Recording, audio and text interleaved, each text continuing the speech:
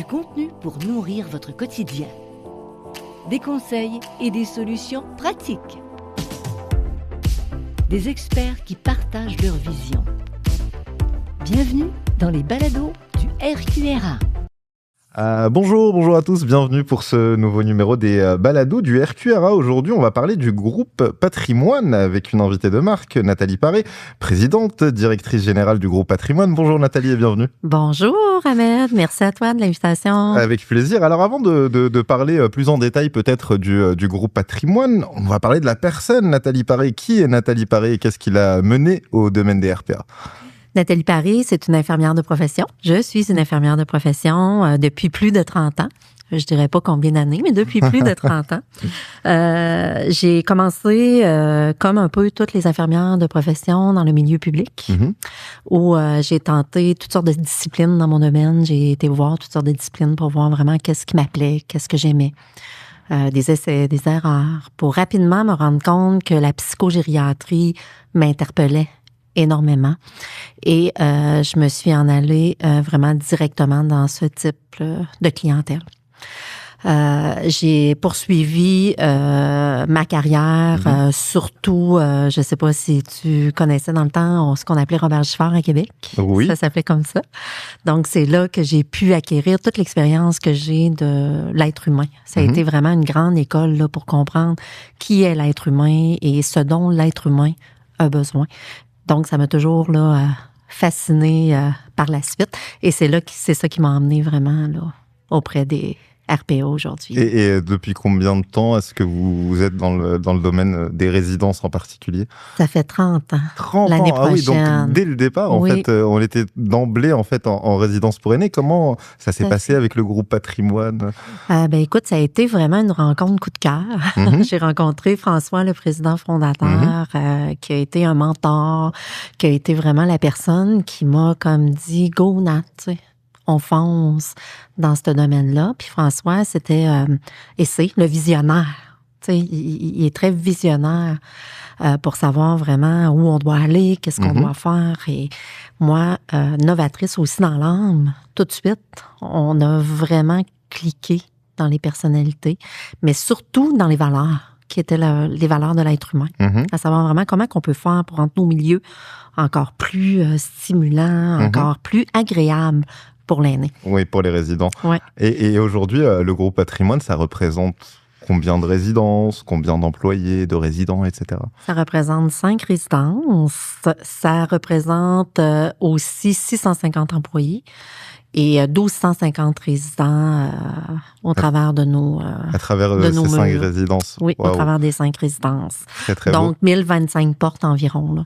Très bien. Et ça a d'emblée commencé donc avec les résidences pour aînés il y a quelques décennies. Il y a quelques plusieurs années. Et ça a commencé en effet avec des RPA. Très bien. Où on voyait que c'était des RPA autonomes. Où il n'y avait pas nécessairement de besoin à part que la nourriture, le gîte, le couvert. Mais rapidement, on s'est rendu compte vraiment que le besoin, là, ça en venait de plus en plus important et qu'on avait besoin vraiment de s'adapter pour devenir vraiment évolutif pour répondre à ces besoins-là. Très bien. Et il y a une de vos résidences dont on entend parler assez souvent, positivement, bien évidemment, c'est la résidence Humanité. Est-ce que vous pouvez nous parler de ce modèle de résidence qui est assez particulier au Québec ? Oui, Humanité est un beau coup de cœur. Ouais. Ça a été encore une fois une vision de François, notre président fondateur, qui lui un jour s'est dit faut faire vraiment les choses différentes pour les aînés qu'on a dans nos qu'est-ce qu'il y a de différent ? Qu'est-ce qu'on voit ? On voit dans la résidence Humanité qu'on ne voit pas dans les autres résidences. C'est le concept. C'est le concept. C'est l'approche. C'est axé vraiment sur la stimulation, l'occupationnel, l'implication.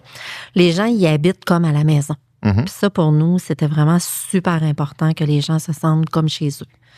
Puis qu'on puisse être en mesure de garder le résident dans son domicile, puis que ça puisse être comme le continuum des soins. Tu sais, j'arrive, je suis chez nous, j'amène le service vraiment puis je vais auprès du résident et je reste dans mon appartement juste qu'en fin de vie, si possible.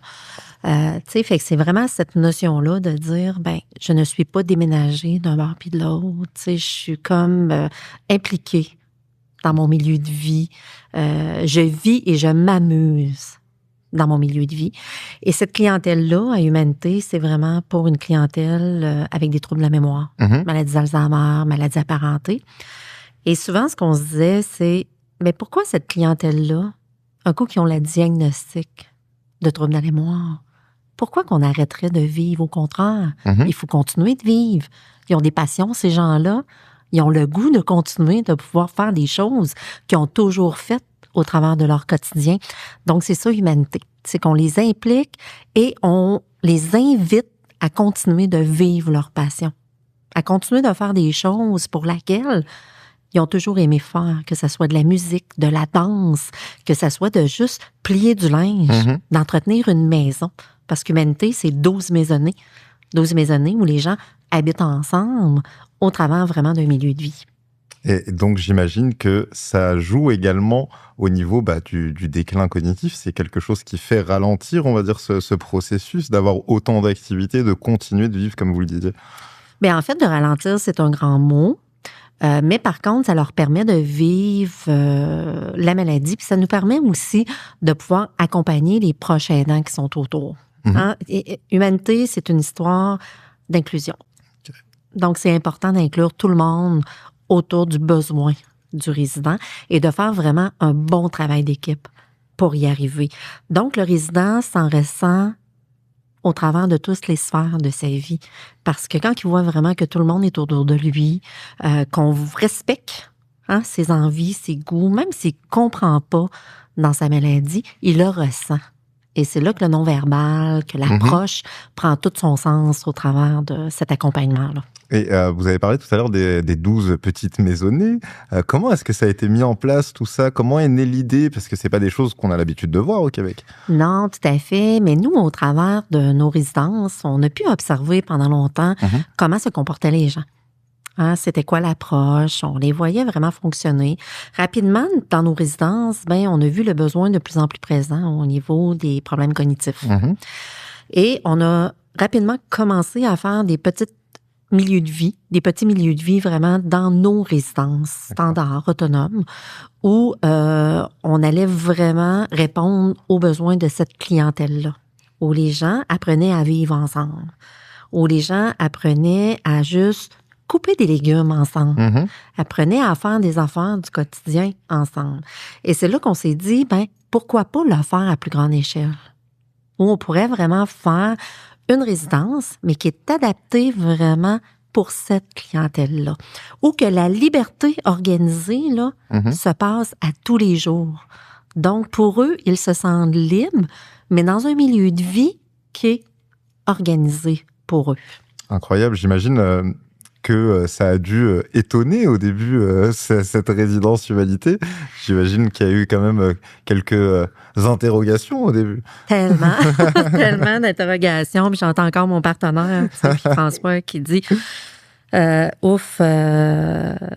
prend du courage de pouvoir changer les choses, puis ça prend du courage de pouvoir ouvrir des chemins. Mais c'est ce qu'on a fait depuis le début parce que là, on s'adaptait vraiment à la clientèle. C'est-à-dire que si un résident est habitué de se réveiller à 10 heures le matin pour déjeuner, il va continuer à respecter, on va continuer à respecter son histoire de vie.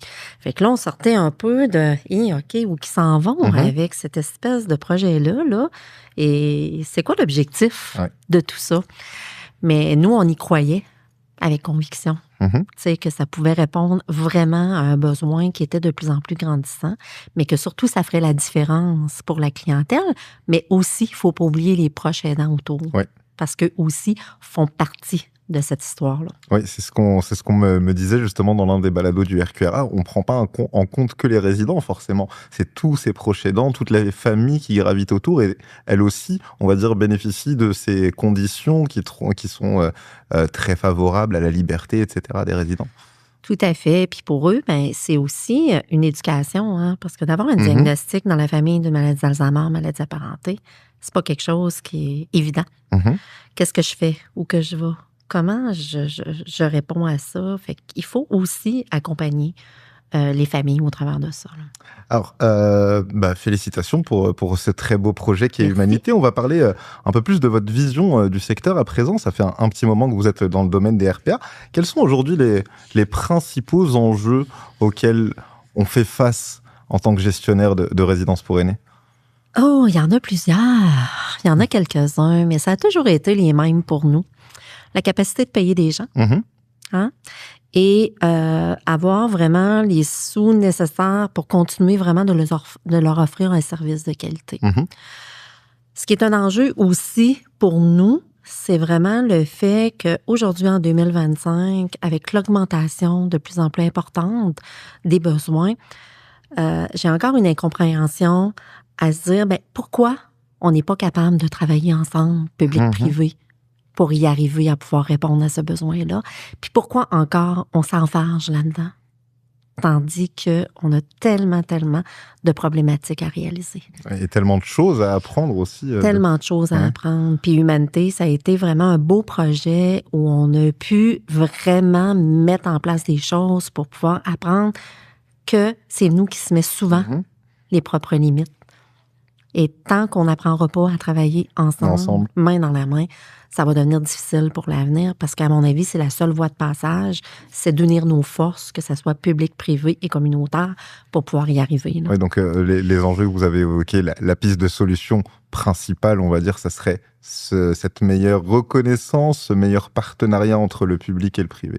Oui, tout à fait. Puis qu'on puisse vraiment, ensemble, bien répondre aux besoins de cette clientèle-là. Là. Et les maintenir à domicile. Le plus longtemps possible, oui, effectivement. Si on avait une baguette magique aujourd'hui avec nous, qu'est-ce que vous souhaiteriez pour l'avenir des résidences pour aînés? Je te dirais qu'une des choses que je ferais en priorité, là, ça serait vraiment un seul mode de financement. Qui va faire que le mode de financement va devenir simple pour tous, qu'il n'y aura pas place à l'interprétation, qu'il n'y aura pas place à pouvoir l'organiser d'une façon différente, puis que ça soit clair pour tous. Tout le monde, Parce qu'il ne faut jamais oublier qu'on a des équipes qui sont en place, même au niveau du public, qui ont des équipes. Et ils lancent quelque chose, c'est interprété, c'est souvent très difficile au niveau de la communication de pouvoir atterrir ça sur les terrains. Fait que ça serait vraiment un de mes grands souhaits. Que l'allocation puisse suivre le résident, puis que le résident puisse un jour choisir les services dont ils ont besoin pour le maintenir dans son lieu de vie. Et le plus heureux possible. Et le plus heureux possible. Alors, on arrive tout doucement au bout de cette entrevue. Est-ce qu'il y a un message ou un conseil que vous aimeriez transmettre ou passer aux gestionnaires de résidences qui vont écouter ce balado? Écoutez, je sais que des fois, c'est pas facile de pouvoir faire confiance à ce qui s'en vient parce qu'on a comme beaucoup d'enjeux, mais je vous dirais, ne perdons pas confiance parce que tant qu'on y croit, tout peut arriver. C'est quand qu'on arrête d'y croire qu'on arrête d'y travailler. Donc, continuons de travailler à penser qu'on peut donner un avenir meilleur à nos aînés, à notre clientèle. On fait partie de la solution, le public fait partie de la solution, le communautaire fait partie de la solution. Un grand merci Nathalie Paré pour ce très beau message et puis d'avoir répondu à nos questions et à notre invitation aujourd'hui. Je rappelle que vous êtes présidente directrice générale du groupe Patrimoine. Merci beaucoup. Merci Amen.